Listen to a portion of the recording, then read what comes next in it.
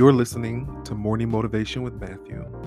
Morning Motivation is a podcast that helps you focus on setting your week in motion. Each episode, we'll dive into topics focused on being and remaining motivated. Regardless of what stage you are in life, we need men who are now more committed than ever and dedicated to not giving up, not just for those around you, but for yourself. We want you to live a life fulfilled and not allowing 10 or 15 years to go by wishing you've achieved that goal you had. Look, I'm not saying I get it right all the time, but what I can tell you is that I'm fighting to keep it together. I decided to start this journey into podcasting based on life lessons and gleaning from mentors who've helped me every step of the way.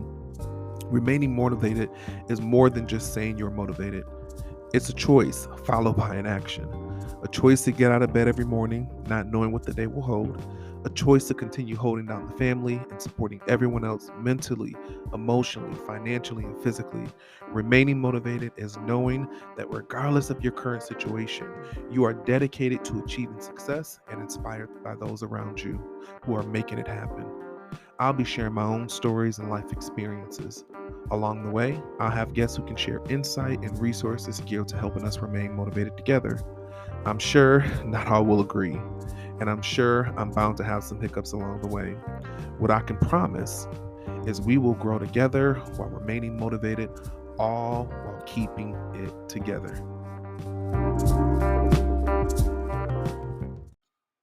Good morning, family. This morning, I want to focus on a topic that is near and dear to my heart. And the reason that is because um, this particular topic has really allowed me to get to where I am in my life today, and how I've been able to overcome and face things head on and know that in the end, God is with me. And that is a topic of overcoming fear. And the reason that this particular topic is so near and dear to me and so prevalent for me in my life is because fear and a lot of what we experience in life, because as you know, generally speaking, children aren't that fearful of a lot of different things. We grow up to become fearful based on whatever has transpired in our life, or so be it. But a lot of our fear is based on past experiences. For instance, I remember in 2014, I made the conscious decision on October 31st, 2014, to resign from my job. I had been in the mental health field for a good 5 years or so, and I was, at the time, 25, 26 or so, and my wife and I were expecting our first son. We were expecting our first son, and this was after 5 years of dealing with infertility, not knowing, what was going on, not knowing if it was me or her, whatever the case may be. But we were finally at the place where we were getting ready to have our son. And there was so much that transpired that year. I mean, again, like I said, I was working in the mental health field. And so it was a year, the first time in 5 years that I had been attacked, working in that field, working in that area. And I literally was like 25, 26 with high blood pressure, anxiety and stress, undiagnosed. um, and just kind of going through the motions. But I was determined, because we were getting ready to have a child, and because we had dealt for so many years with infertility, I was determined to just stick it out, right? And on October 31st, 2014, I remember so vividly. I was working, and again, in the mental health field, oftentimes you're mandated. And I remember on all days, Halloween, I had been mandated to work an additional 8 hours on top of the 8 that I had already worked. And I was a little annoyed. I was definitely very frustrated, but at the end of the day, I just learned to deal with it. And I remember, um, I remember it was client, and they were on 10, and they were just not happy. And you can imagine, she called me every name in the book for whatever reason. I hadn't did anything or said anything to her in particular, but she was not happy at all. And before you knew it, she had spat on me.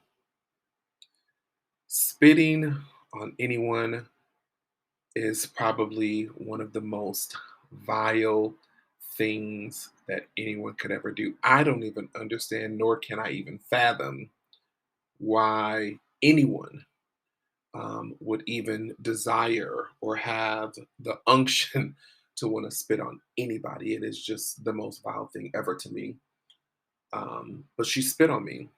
And in that moment, I had to hurry up and step away because I knew me. I did not want the inner Vanessa, that's my mother, to rise out of me because I knew that it would not be a good situation for me or for my wife who was expecting my son or my livelihood. And so I stepped away, and I remember calling my wife and I said, I cannot do this anymore. I cannot do this anymore. Again, I'm high blood pressure, 25, 26, stress, anxiety, and it was just running rampant. And I remember her saying to me as I'm speaking to her on the phone, if you feel that this is going to cause and or jeopardize you in the long run, then it's best that you resign. Now, let me tell y'all, I'm gonna try not to get emotional about it. When I tell you all, my wife is the bomb. And I don't just say that because I love her. I say that because it's true. She is the epitome of a Proverbs 31 woman. And in these 12 years that we've been together, we've gone through some very, very dark moments. But on the other side of it all, God has really, he's really shown out for us and for her. And I remember her saying just like, look, if it's going to impact you negatively, if it's going to impact us, you need to walk away. Because I'm getting ready to have a baby any day now. And I remember I was like, okay, all right, bet. It is what it is. I worked through that shift. I got off work immediately. I went home and wrote my resignation letter, brought it back in the next day, and I told my boss, here's my resignation letter. Whenever my son is due, I will not be back. And they were like, are you sure? Are you sure? And I'm like, absolutely. I won't be back. I can't do it anymore. So I worked a few more days, and before you knew it, um, I didn't return. I remember the night before, um, my wife was like, I was in nesting, cleaning, washing, cooking, preparing our house, and she was folding my work clothes. And she was like, I'm gonna set these out right here for you for work. And I was like, I ain't going back there. I was like, you gonna have that baby tomorrow. So we had dinner and enjoyed our last moments together. And I remember doing pressure points on her because she was so over it. And she was a few days past due. And I did pressure points, and I was like, all right, I'm going to bed. And before you know it, she was in active labor within a few hours and whatnot. But we had our son, and I never looked back. Um, Luckily enough, I had enough money although we weren't financially responsible, but I still had a few more checks. But I had enough money to get us through maybe the next 2 months, where I was able to stay home and she was working full time in her career. Um, but I decided to stay home, and I took a seasonal job for a few weeks. And I remember when that seasonal job had ended and I went on to a temp job for a few weeks, and then they were like, "Oh, we don't need you all anymore." And she was close to getting ready to go back to work. And I remember saying, like, "What are we gonna do?" And she was like, I think you're gonna have to stay home. And, it was very difficult for the both of us, but definitely more so for her because, here we are after 5 years of dealing with infertility. I was going to be the one staying home and not her, right? And we had gone through this battle together, but at the same time, it was a little bit more difficult for her than what it was for me. But she was in her career, and so I stayed home. And what I'm getting to as it relates to fear and sharing with you all that people will cripple, um, and people will hinder you, and people will put this weight on you that you should be doing XYZ. I remember I was a blogger at the time. I had a blog called Mr. Daddy Duties, and it was actually doing pretty good, if I say so myself, where I was getting a lot of traction, um, really good website, producing content every single week. And I remember being featured on my local news station, and the segment was in the process of getting ready to come out. And I remember seeing some individuals. I'm not going to give too much detail because I think that'll give it away. But I remember seeing some individuals, and one of the individuals said to me, "You ought to be working." And CG, my wife, should be home with Matthew. And in the moment, my defensiveness was getting ready to rise up because I'm thinking to myself, how dare you, right, self-impose and or say what I should be doing when you're not contributing, right, to my livelihood. You're not contributing to the growth and the development of my son. What are you sowing into me? And so those words, they they bared a little bit of fruit for years. And what I want people to really understand and remember is that when people say things to you and you're not in a place um, to where you're fully mature and and you understand um, what God would have for you to do, it can be very difficult for you to really know and understand if you're actually really walking in what you're supposed to be doing. And so those words, to some degree, literally just about crippled me, and it shut me down. It shut me down because here I am, this man, 25, 26 years old, with this newborn child. Um, my wife is working and I'm home. And as a man, that can be very difficult because you're like, wow, what am I really contributing? What value am I adding to the household?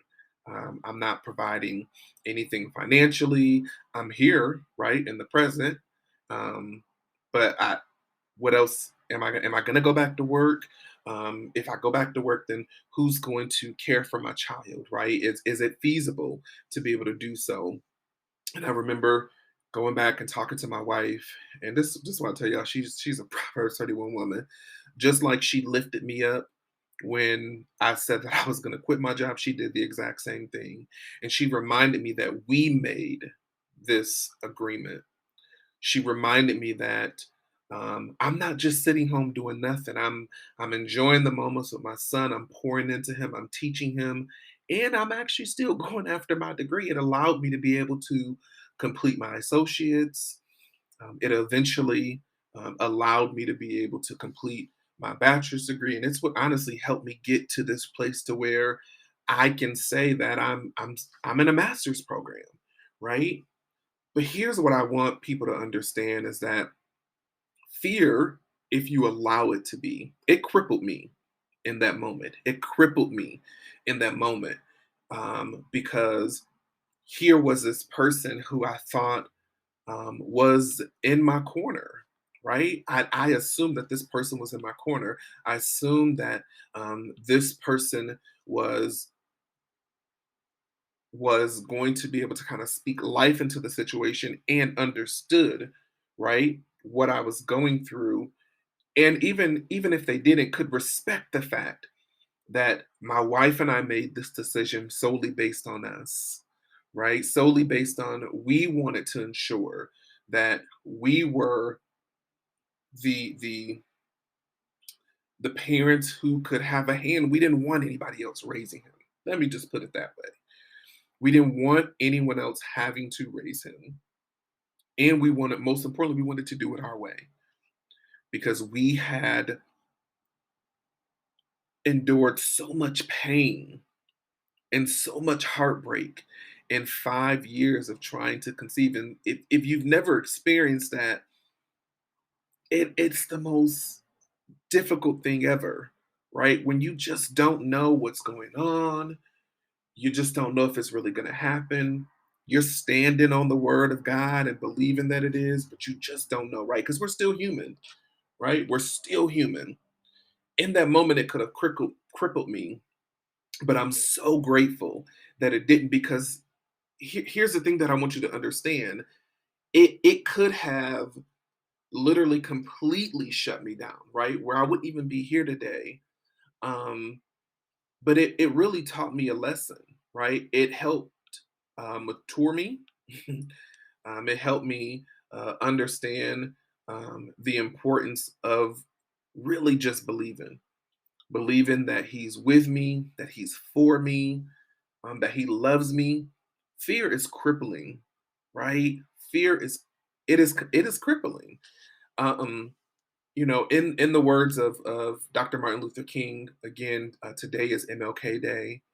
Um, he says in his Antidotes for Fear sermon that psychologists say that normal children are born with only two fears: the fear of falling and the fear of loud noises, and that all others are environmentally acquired.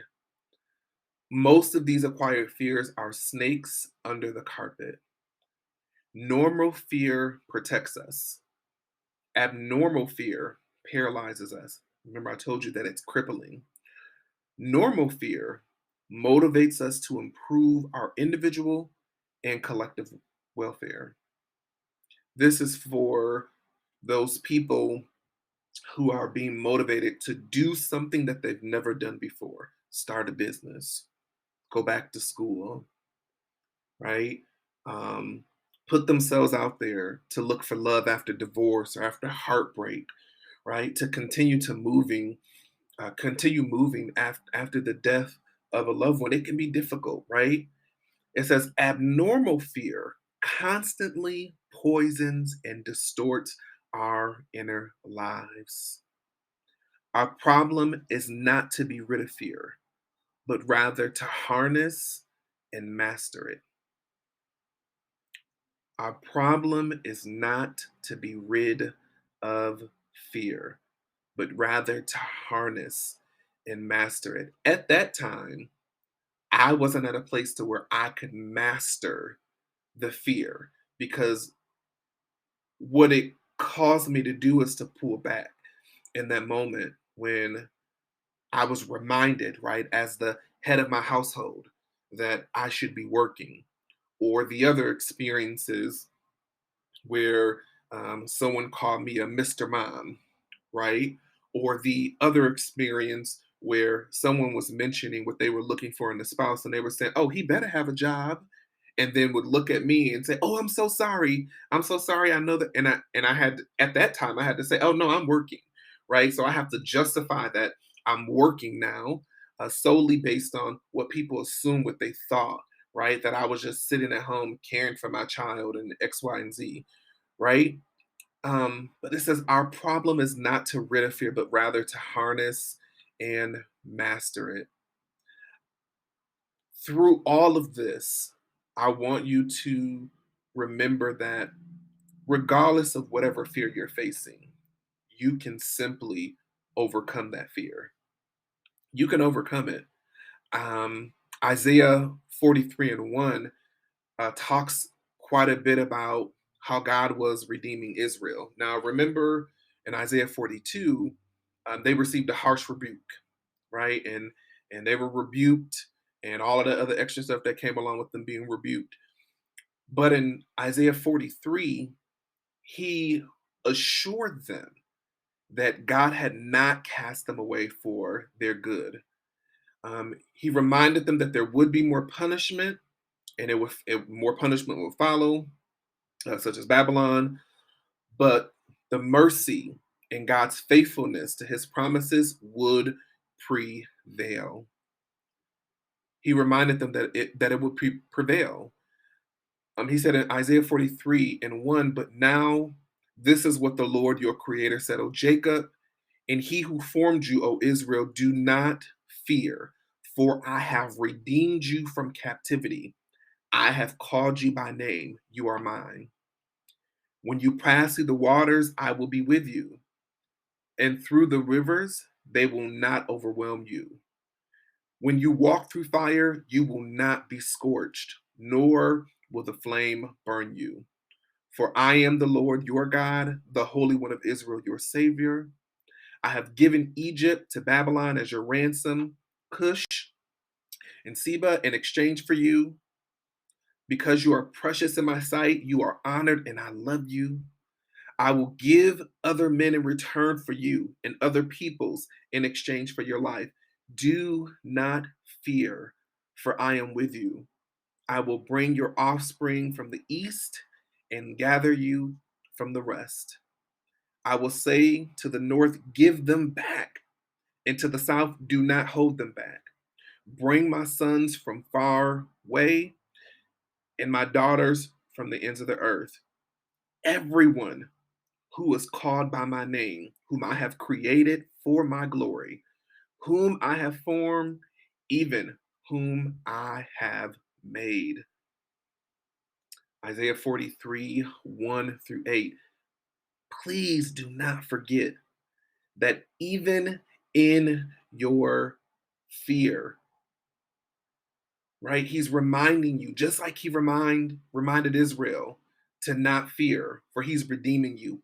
I cannot share with you enough how much I know without a shadow of a doubt that God has redeemed every inkling of fear that I have ever experienced, where I am living in the abundance of God. And I'm not here to preach to you, right? I'm here to remind you that fear is crippling, but that God is redeeming you. Fear will have you to not do much of anything, right? Where again, you can be debilitated, right? But I'm here to remind you that God is with you, that He's redeeming you. Every bit of fear that you've experienced, every bit of angst, every bit of anxiety, every bit of depression, every bit of hindrance, every bit of hurt, every bit of harm, every bit of trauma, that He is redeeming you. If He did it for me, He can do it for you. I want you to remember that regardless of your experiences, regardless of the fear that you felt, regardless of the things that you've encountered, the people that have spoke ill to you, the people that have doubted you, the people who didn't believe that you could actually do it, you're being redeemed. You are being redeemed. And remember, at the end of the day, right, more than anything, you gotta keep fighting. You gotta keep moving, right? You gotta remember to remain motivated and continue to fight into the end. People will say what they want to say, People will attempt to prevent you from doing all that you want to do, but I'm here to remind you that you can be redeemed. All the time that you feel as if you've lost, it's being redeemed. If there's a goal, a vision, something that you have in mind that you want to accomplish, do it. Take a chance. I'm here to tell you, I might not be everybody's cup of tea. I'm not this manly man, macho man. I don't have this super deep voice, right? That people will be looking for. And I'm okay with not being for everybody. But I know without a shadow of a doubt that it's if I can just touch or if I can be the light for one or two people, I know that I would have made an impact. You may not be for everyone, and everyone may not be for you. I remember when I decided to launch Morning Motivations with Matthew, and I remember one of my friends reaching out to me, and I remember her saying when she reached out to me how excited she was for me and how she hoped that men would take advantage and receive what I was offering. And I remember sharing with her that I'm just simply a willing vessel. And I shared with her that I know that I know and understand that everyone won't be my cup of tea, and I'm not theirs. But regardless of the traction, regardless of the attention that morning motivation with Matthews is to receive, regardless of who doesn't listen and who doesn't watch, my goal is to continue to put out content, to be an inspiration, to aspire to help people understand that these are some of the things that I've gone through, and these are some of the things that I've been able to overcome. And this is how God was able to help bring me through it. And these are the people, right, that have been influential in helping me get to where I am today. I'm here to remind you that regardless of what your current situation is now, you can be redeemed. Look fear in the face and remind it that everything that you want to accomplish has nothing to do with a year, right? Because the one thing that I'm a firm believer in is that you don't always have to worry about setting quote unquote New Year's resolutions. We do it. It's in our human nature to do it. It's perfectly fine. But if there's something that you really want to accomplish, if there's something that you really want to go after, you don't have to be hindered or debilitated in doing it based solely on a year. I truly believe that God operates in seasons, not in years. And so just remember that if this is your season, walk in it. Walk in it. Everything that He has for you, He wants you to go after it. He's waiting on you more than anything than you're waiting on Him. So go after it. I want to thank you all so much for tuning into this particular episode, Overcoming Fear. Please be on the lookout for part two. I have a special guest who will be joining us on our next episode of Overcoming Fear, where you all will have an opportunity to meet my brilliant and smart wife, who's going to join me in Morning Motivations with Matthew, talking a little bit about overcoming fear and some of her own personal experiences with dealing with fear. And so be sure to check out that next episode. Thank you all so much for listening. Have a great rest of your day. Love you much.